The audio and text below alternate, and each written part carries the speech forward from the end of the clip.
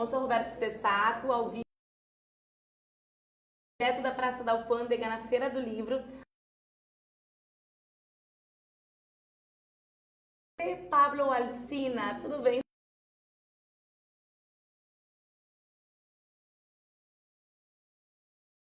Conversar com a gente sobre essa relação, né? Tipo, qual que é a relação que a gente está tendo? O que tem na Feira do Livro sobre a cultura espanhola, sobre a cultura brasileira, que a gente pode, enfim, relacionar? Bom, na Feira do Livro deste ano tem de ponto de conexão com a Espanha que estamos celebrando, tanto aqui no Brasil como na Espanha, o 4º centenário da morte de Miguel de Cervantes, que é um grande ícone da literatura universal. De fato, seu livro Don Quixote é o livro mais traduzido e comentado depois da Bíblia, e ao mesmo tempo, como uma coisa mais específica, este é o centenário do nascimento de Camilo José Cela. Camilo José Cela é um escritor espanhol que tem sido até agora o único prêmio Nobel que, sendo prêmio Nobel, tem participado muito ativamente na Feira do Livro de Porto Alegre. Ah, sim, mas pensando também na morte do Cervantes, que ele é um ícone da literatura espanhola, talvez o mais importante, né, mundialmente falando. Esse ano também tem os 400 anos da morte do Shakespeare. Exatamente, se uma coincidência, sabe que eles morreram, se diz que morreram no mesmo dia, o 23 de abril de 1616. Na verdade, o que aconteceu é que o Cervantes foi enterrado na mesma data que William Shakespeare. Porque acontece que Inglaterra, então, ainda não havia adotado o que se chama o calendário gregoriano, que foi um calendário adotado na Europa mais ou menos a começos do século XVI. Mas Inglaterra não o adotou até muitos séculos depois. Então, o calendário juliano, que se chama assim de Júlio César, que se usava na Inglaterra, tem 11 dias de diferença com o calendário gregoriano. Então, Cervantes morreu dia 22 e foi enterrado dia 23 de abril. E William Shakespeare morreu no dia 23, segundo o calendário juliano. Em realidade, 11 dias antes. Mas a Unesco escolheu essa data, que unifica, por assim dizer, os dois grandes escritores das duas línguas internacionais mais importantes do mundo, como a data para comemorar o Dia Internacional do Livro, não? Sim, não, nada mais justo do que essa data ser, né? A dizer verdade, é muito bom, cara. É uma data muito bem escolhida porque são dois autores verdadeiramente universais das duas línguas internacionais mais importantes. Sim. Sobre eventos como o Armazém Literário no Espaço Cultural da Corag. Bom, acontece que então, precisamente para celebrar este aniversário dos 400 anos de Cervantes, o consulado tem feito uma parceria com a Corag e o Armazém Literário. Junto com a Corag temos editado uma edição bilíngue do livro de Luiz Coronel, Memórias de um Cavaleiro Andante, que é uma adaptação para crianças do mais famoso livro de Cervantes, Don Quixote. E aproveitamos a ocasião também para fazer outras atividades, como é a apresentação aqui em Porto Alegre de um livro já que tem mais de um ano, 2 anos, sobre a história dos judeus no Brasil, e também de um livro novo sobre o humor judaico. E por quê? Porque eles falam muito, ou tem muito que ver com a contribuição dos sefaraditas espanhóis à história e à cultura do Brasil. Pensando nisso, então, os espanhóis, eles atualmente têm contribuído com a cultura brasileira?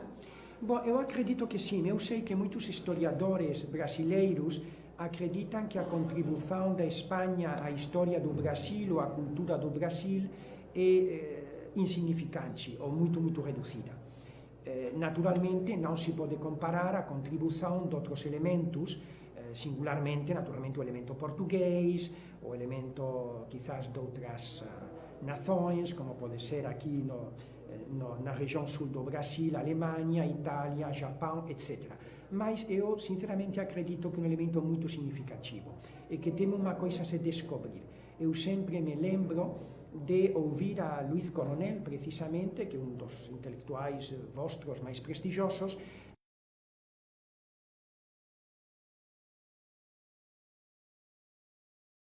um componente hispânico que cronologicamente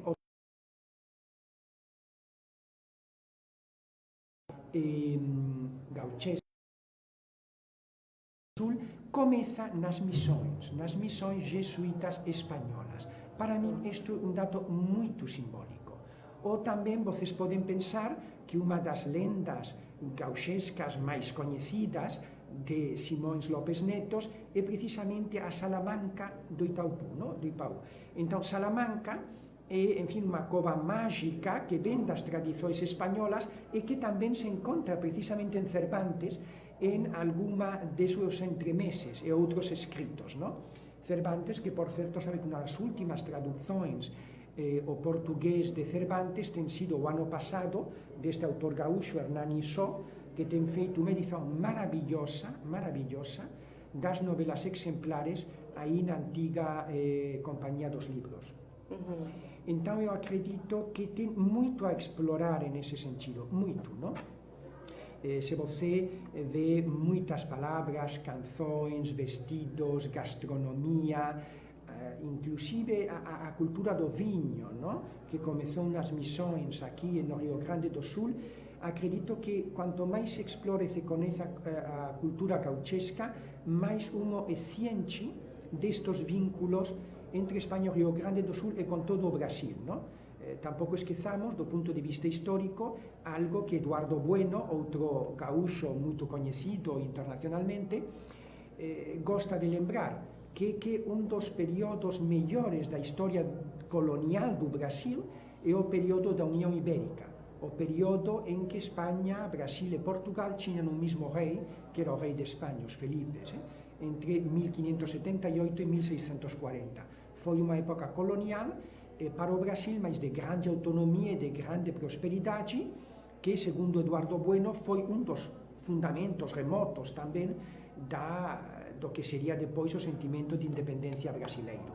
Sim, mas também a gente também tem uma relação muito próxima aqui no Sul, né? Em função dos nossos países vizinhos, Argentina, Uruguai, mas também nós temos em sala de aula o espanhol. Então, os alunos, eles aprendem de alguma forma a gramática e a cultura. E na Espanha? Na Espanha eles aprendem português? Bueno, na Espanha acontece que, claro, temos como vizinho Portugal, não? O nosso único vizinho sem mar ou sem montanhas entre medio, então é bastante natural, sabe, o maior número de turistas no Portugal é espanhol e o maior número de turistas estrangeiros em Espanha são portugueses. Então, digamos que se estudia o português, se conhece o português, e nesse sentido não tem sido necessário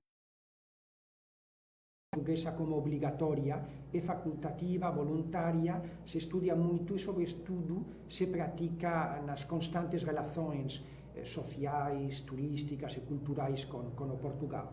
Sim, sim. É que aqui também no Brasil nós somos o único país da América Latina que fala português, né? Então também existe uma necessidade em função do Mercosul e tudo mais. Naturalmente. Além disso, bueno, no caso da Espanha, tem uma região norte da Espanha, nordeste, que se chama Galícia, que tem um idioma galaico-português que é muito parecido ao português, não? Então aí são, por assim dizer, primos irmãos. Nesse sentido, digamos que a língua portuguesa, de alguma forma, também faz parte, não? Da cultura espanhola.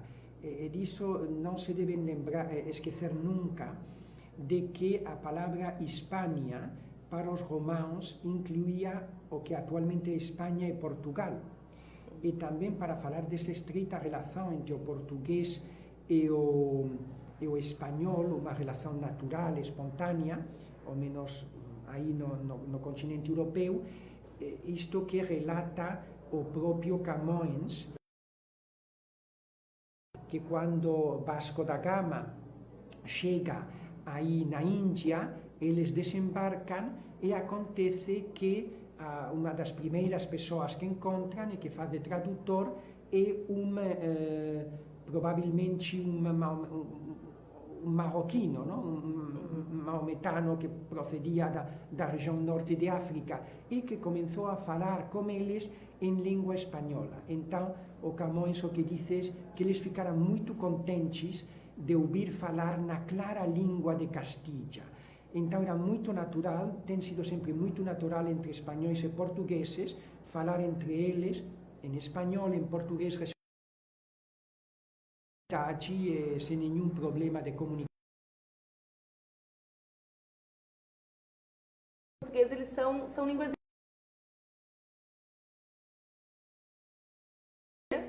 do que o catalão. Bueno, digamos que são línguas que vêm do latim, então a proximidade entre elas é muito grande. Não se pode dizer nesse sentido qual é uma proximidade maior ou menor. O que acontece é que no catalão tem também influências do francês, influências mais do Mediterrâneo, que no caso de português não acontecem, mas que também tem, sim, que se encontram no caso do espanhol, não? Então, enfim, não sei exatamente o que diria um linguista, um professor de linguística, mas acho que, como tronco é comum, os parecidos maiores e menores tampouco são fáceis de distinguir.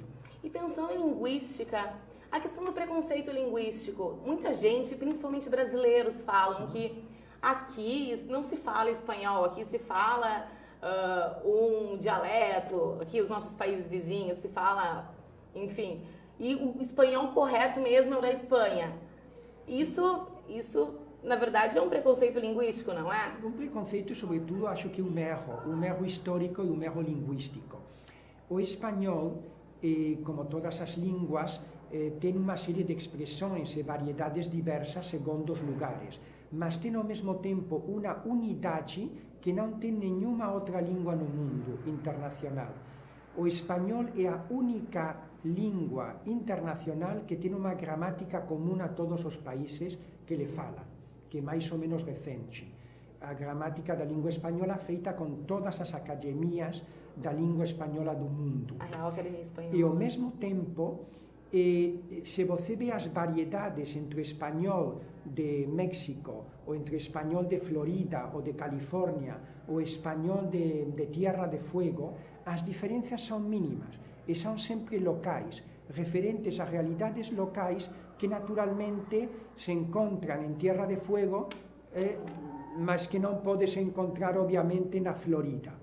E nesse sentido, se você pensa as enormes distâncias geográficas, a escassa relação que têm tido os países de língua hispana durante muitos séculos, e a enorme separação da metrópolis desde a independência das colônias americanas em 1816 até o fim da ditadura franquista em 1975, então é verdadeiramente surpreendente, único no panorama das línguas internacionais, de ter uma língua tão unida, tão similar, em donde os literatos de um ou outro país, já seja de Honduras, ou de Guiné Equatorial, ou de Filipinas, ou de Barcelona, se podem encontrar e compartilhar os mesmos problemas, falar das soluções que cada um lhes impõe, sentindo-se verdadeiramente membros de uma comunidade linguística.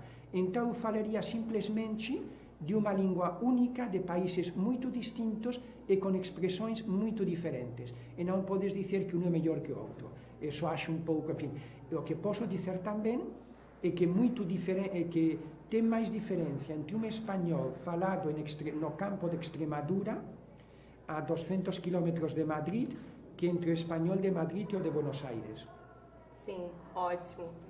Porque aqui ficam falando assim, porque aqui se fala castelhano e lá se fala espanhol, então isso tudo é um mito Isso tudo é um mito? Mire, a primeira dicionário de espanhol do século XVII se chamava Dicionário da Língua Castelhana ou Espanhola, é o mesmo. E a primeira gramática do espanhol, que foi a primeira de uma língua no mundo, de 18 de agosto de 1492, também identificava a língua espanhola com língua castelhana. E o mesmo aconteceu quando se fundou a Real Academia da Língua. Castelhano e espanhol são sinônimos. Ótimo. Bom, então tá, obrigada, José. Foi um Obrigada prazer conversar contigo. É muita alegria de estar aqui na Feria do Livro e não se perdam estas apresentações de livros sobre a contribuição dos sefaraditas espanhóis a Brasil e a apresentação do livro de Luís Coronel. Acho que todas as crianças vão gostar muito deste livro. Bom, então fechamos mais um programa aqui, ponto a ponto, direto da Alfândega, em parceria da Feira do Livro com a Play Video. Até a próxima! Foi ótimo! Adorei!